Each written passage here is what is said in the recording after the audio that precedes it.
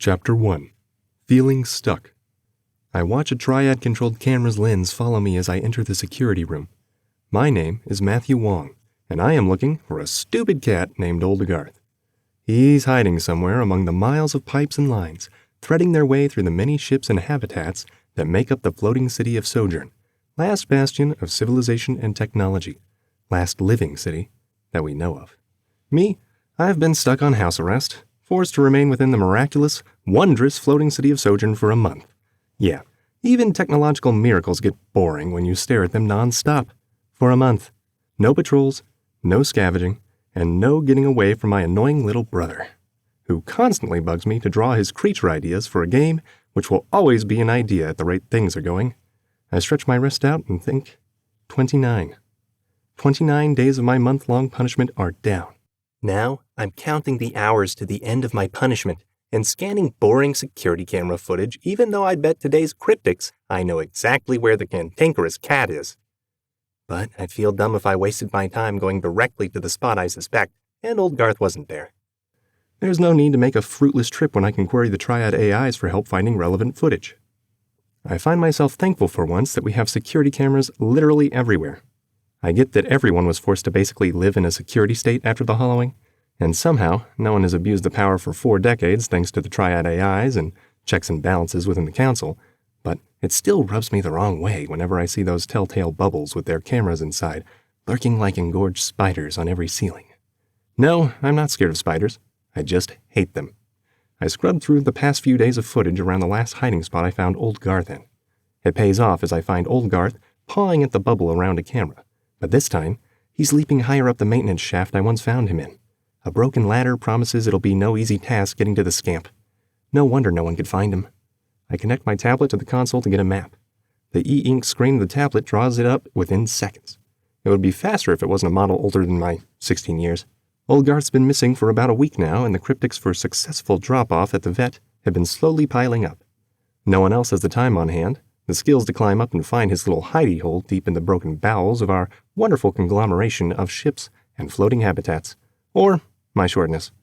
I mutter about height privilege protecting the tall from thankless tasks as I pull on some heavy-duty gloves from my backpack and start making the long trek over ropes, rails, and bridges to Maintenance Shaft 19. Dr. Vogel, originally a veterinarian when she first came aboard 40 years ago, wants to check on Old Garth and make sure he won't spread any illness to the other cats. None of the other medics would put up with Old Garth's antics. Cats are still very good at their original jobs, killing unwanted vermin, and thus useful. You'd think our dome would be able to keep stuff like that out. It keeps Holos out just fine, but little creatures have a way of sneaking in. I imagine it's from the supplies we scavenge on land that we drag aboard. Maybe baby mice or rats get in there? Derelict battleships and such from the previous World War, often called the Old World War, have been on the ocean so long, I doubt any vermin would have food left. Still, 40 years after the hollowing, it's always surprising to me how anything sneaks into Sojourn. Sneak around Sojourn once in? Easy, especially for tiny mice and cantankerous cats. Cats like to isolate themselves when ill or injured.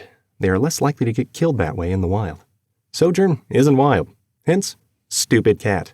Unfortunately, Sojourn's a mashup of 40 years of various ships and floating habitat platforms loosely linked together to float in formation. 40 years of gathering infrastructure means not all of it gets maintained, especially as our most senior technicians die and the Council must allocate resources efficiently. All this means there's a very high chance of injuring myself climbing old pipes and equipment. When I arrive at the base of Garth's hiding spot, I do one last check of my shoes. Soles still look good with a firm grip. I strain my eyes in the red light, looking for roots up to Old Garth. Then I sigh and rub my black hair, courtesy of my mostly Asian heritage, as I plan my way up through this maze of pipes to the sputtering and hissing old tomcat. Yeah, Garth, I hear you. Don't worry, I'll get you down from there. Eventually. I can see why none of the other kids took the job, even as the cryptics increased. Ladders up to where Old Garth hides are broken. Apparently, none of these pipes are important enough to worry about. The ladders were designed to work for decades, but 40 years of wear and tear mixed with salty air will wreck anything. After a few minutes of examination and an idle appreciation of the artistic layout, my route is planned out. I could have gone for it almost immediately thanks to years of training parkour with Dad. The claustrophobic's nightmare setup of walls provide plenty of ways to jump back and forth, but I want to play it safe. I can feel the possible tetanus in here itching at my eyeballs. We don't have many vaccines left. I don't want to waste one. I pick up some speed, jump onto a wall, precisely aiming my foot between pipes and monitoring equipment, and kick off it to continue leaping off the opposite wall, and continue up that way until I reach a good spot where I can have both legs balancing on solid welding, with one hand grabbing an unbroken ladder rung above the ventilation duct old Garth's in.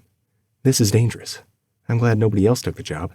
I just wish it wasn't always me. But it's not like anybody else is trained in parkour and martial arts by a dad our security team's drill sergeant's fear, or has exacting expectations and weekly physical training regimens, or can fit in this duct.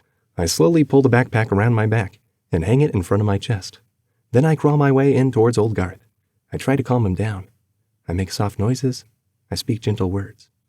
Old Garth has a personality. It's terrible.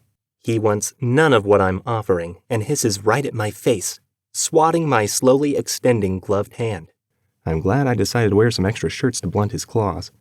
It was worth the risk of the extra fabric getting caught on something. Maybe I should have worn a face mask.